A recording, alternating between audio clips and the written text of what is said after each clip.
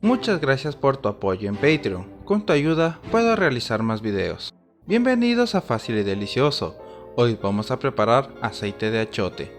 En una olla colocamos el achote en grano y el aceite y lo llevamos a cocinar a fuego bajo.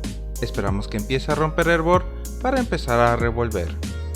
Si le está gustando la receta, hermanita, por favor comparte el video con sus amigas y familiares, me ayuda muchísimo.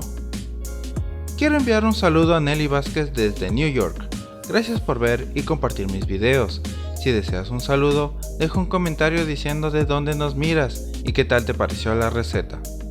Continuamos revolviendo con mucho cuidado hasta que tengamos el color deseado en el aceite.